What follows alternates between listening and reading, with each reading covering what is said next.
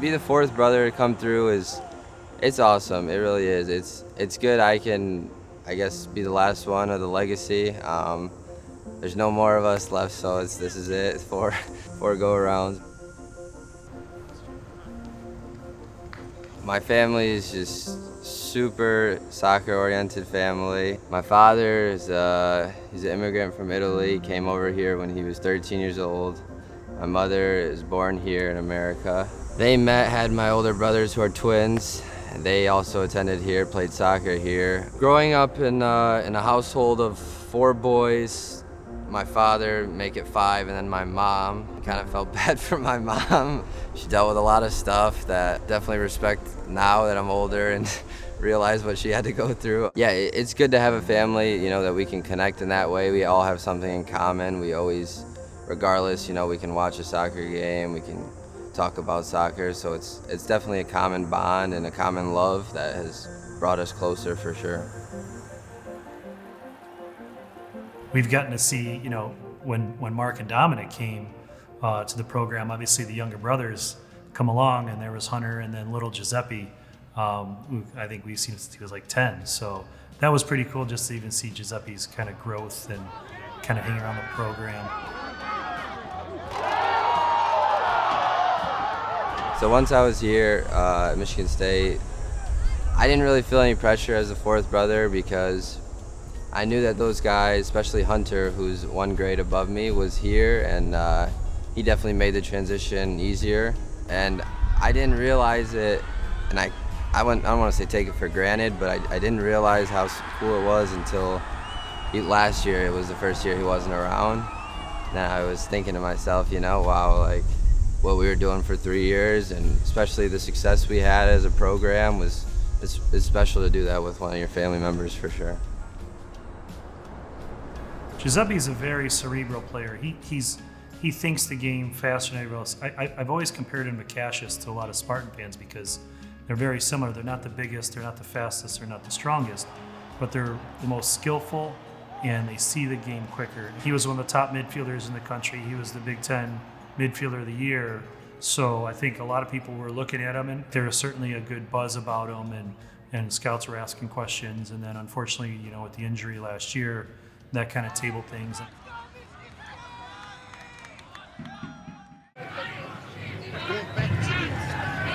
Giuseppe Barone, slow to rise to his feet.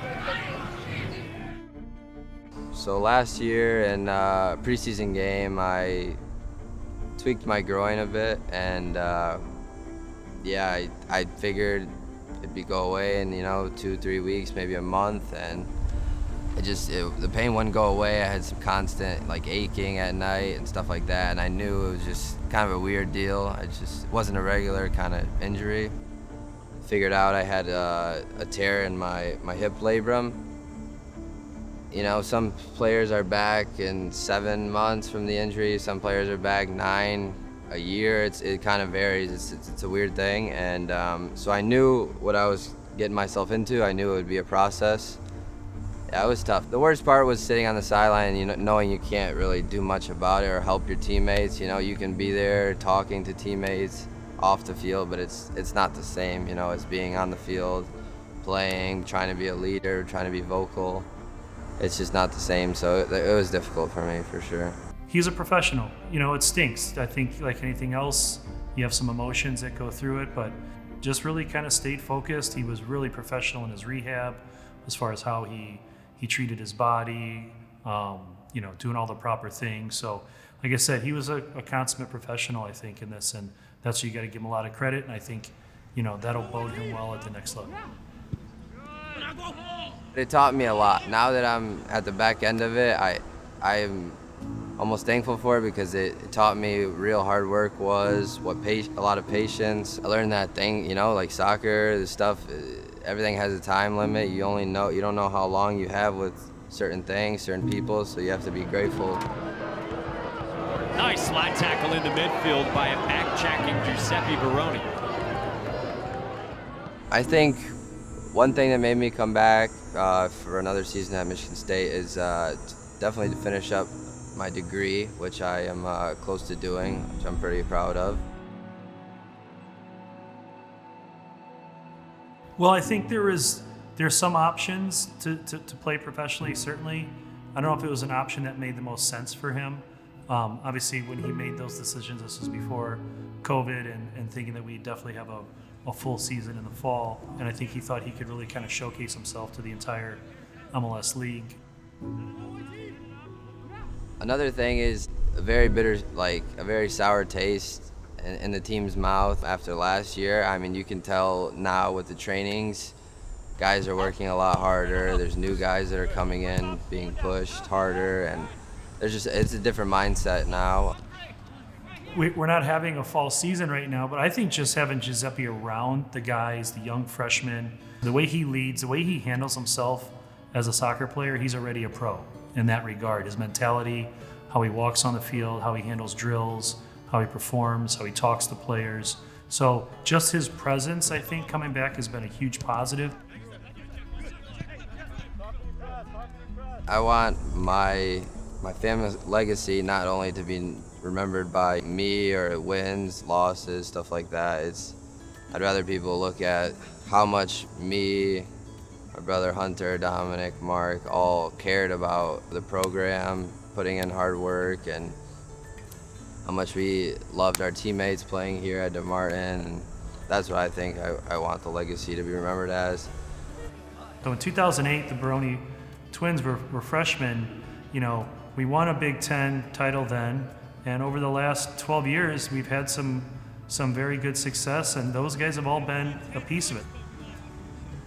I'd like to just thank Damon, thank the coaching staff, everyone that's been involved in my experience here. I think there was times when I was younger that you don't necessarily understand how special a group of people, your team, a university can be, and I think that my 4 extended years here have been awesome, and I just can't thank people enough for my experience here.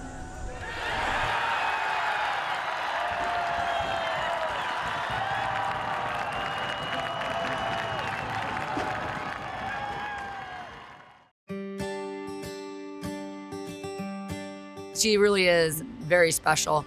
In her freshman year, she was in a 300 level econ class, and the professor said that she was one of the best students he had ever had. But that just speaks to the type of person she is, how truly gifted, but also how hardworking she is, because it doesn't just come that easily. She puts a lot of effort and energy into it. I'm from Pittsburgh, Pennsylvania, and I lived there all my life. I have 2 older sisters, and they're a huge part of my life. We're only about 1.5 years apart each, and I'm the youngest of 3 daughters in my family. My sisters and I have always been close growing up, playing together, playing with the kids on the street. I first started playing volleyball when I was 12 years old, and I was following in my sister's footsteps. They were also playing club volleyball, and that was my first season. We were a little rinky-dink team of 12-year-olds in this gym at a church near my house. But I knew that seeing my sisters go through it, even just a little bit at that age, I knew it was something that they enjoyed, and I can see that, and I knew that it was something that I wanted to try as well. Throughout the years of just playing volleyball, I've grown to love the game and have a passion for it. One of the reasons that I play volleyball is because it is a team sport, and because of the fact that you have to rely on your teammates so much. By the rules of the game, you literally can't do volleyball alone because you can't touch the ball twice. So just relying on your teammates on that level is something that I really love about the game. First block or second block, then switch, then go to block. I never was totally sure that I could make it at this level or even wanted to play at this level. I think growing up, I've always prioritized academics, and that's something that's been big in my family. So I didn't know if playing at a university this size, of this caliber, was something that I really wanted to do. But I had a few club coaches that really pushed me into looking into, bigger schools and pushing me, like I said, out of my comfort zone. I remember seeing Lauren playing in a tournament in Columbus, and she was playing all the way around as a 6'5", 6'6" player, a sophomore in high school, and watching her just being able to do all the things that she was doing probably had something to do with the fact that her sisters played already, but she wasn't afraid of hitting the floor or doing the things that most young players that are that tall struggle to do. Kathy does a really great job of just recruiting players who she knows are going to have a positive impact on her program and who are going to care about each other and represent the university well. I could see that, even on those little visits where I stopped by for a few days on campus, just a few days at a time, I could totally see that. And it was something that was really attractive to me.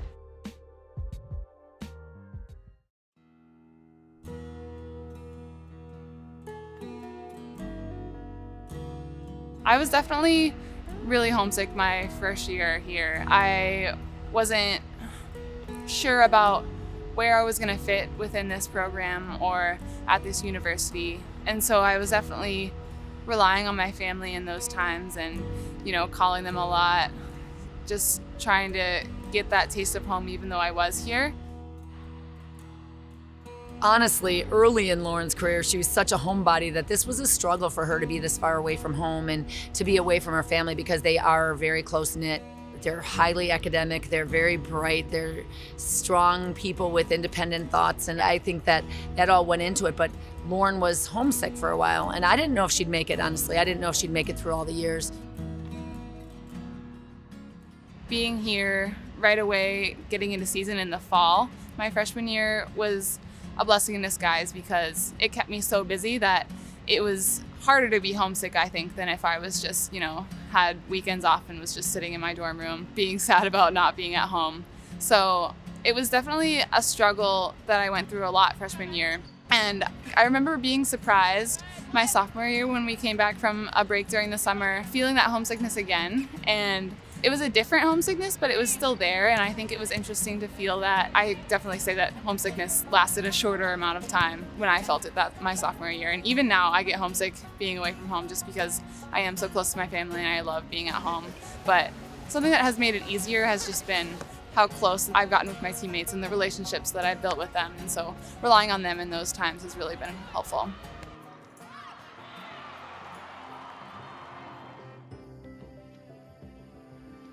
Lauren has grown tremendously over the years. She was so shy and quiet and really timid in her first year. And as time went on, she's just blossomed into this person who's very confident and strong in every part of her life. On the court, she has turned in from a timid freshman and sophomore to a outgoing graduate student who is looked at as a leader and somebody that can really provide information to the team. Graduated in 3 years and is finishing her master's this fall. So she's tremendously gifted in the classroom, and she has a 4.0 after all of this. She has never had a B here at Michigan State University. Throughout this journey at MSU, I've just come to gain confidence in who I am, and the people around me have just been so helpful. And something that I thought my freshman year was, I think a lot of these people on my team are not necessarily people that I would be friends with outside of volleyball, and that kind of separated me from them a little bit. But now I think that's just a greater reason to get to know them better. Overall, I'm just really grateful for this opportunity, and I think coming out of it, I'm so much more self-assured and confident in who I am and what my abilities are, and I am just so grateful for that.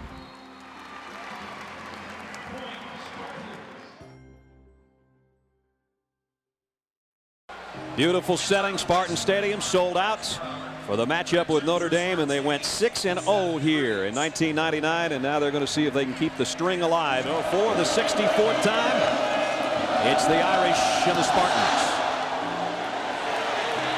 Haygood camps under it at the 2-yard line. It was a huge rivalry, and I think the receivers actually took pride in that because the 2 previous years, we had Plexico Burris the first time.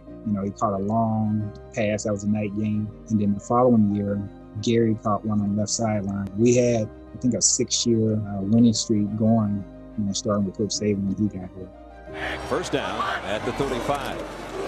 Duckett, TJ, big head of steam. First down.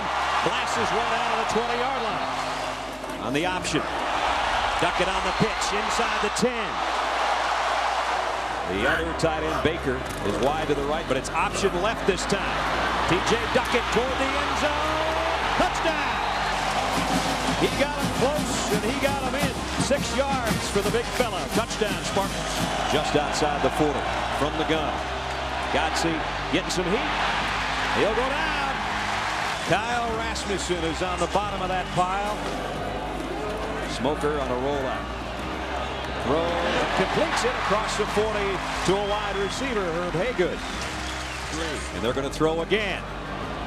The out complete again. I think Swanee went over and started talking to the coach. He did. Now the junior out of Birmingham, Michigan, trying to give the Spartans the lead for the first time today. Kick on the way, and this one is good. 50-yard field goal by David Schaefer. He's the difference so far with a 50-yard field goal. This is Julius Jones again from the 5. Whoa, man, a train wreck at about the 18-yard line. And here is Gary Gotze off play action, lofted it down the sideline, and it is intercepted. Picked off by Cedric Henry. First turnover of the day, and Michigan State's got it back.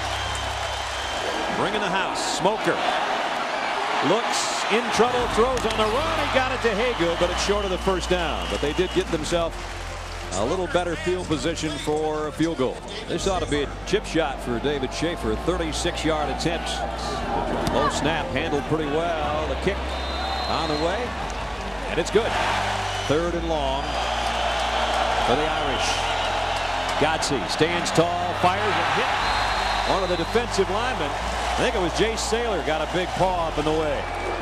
2nd and 7. Smoker lofts one wide, opens a tight end, and it's Chris Baker down the sideline. And it's first down Spartans.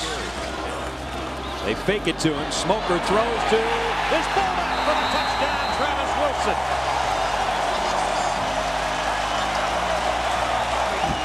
This could be the ball game right here, even though we've still got 10 minutes plus left. 4th and 1. Notre Dame. Option. Lavecchio keeps it. I don't think he got there. Michigan State doesn't think so either. The Spartans have held. Smoker wants to throw a screen, waiting for it to clear, and it's intercepted by Notre Dame. Anthony Weaver, he threw it right into number 98's hand. So no one remembers that pick. But, he was young. Van Dyke got hurt early in the season. And Smoker came in and stepped up. They'll throw again. And again, Smoker's in trouble. On the run, he found an open man. I think we all had a lot of confidence.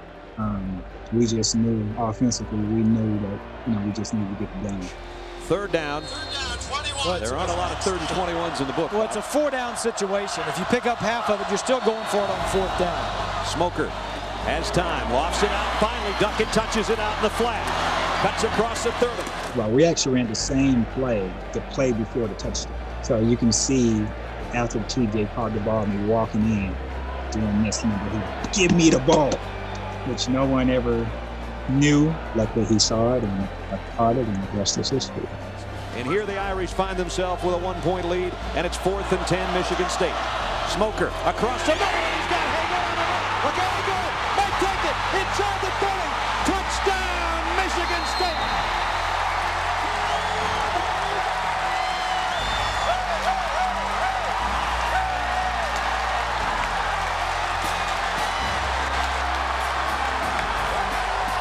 .68 yards as Haygood puts Michigan State in front. Unbelievable. What a game and what a finish for Jeff Smoker. He lit the fire and threw the smoke at the absolute last moment on 4th and 10. And he hooked up on a 68-yard touchdown pass. And that's what won it in the final minute and a half of a thrilling game in the 64th meeting of the Fighting Irish and the Spartans of Michigan State.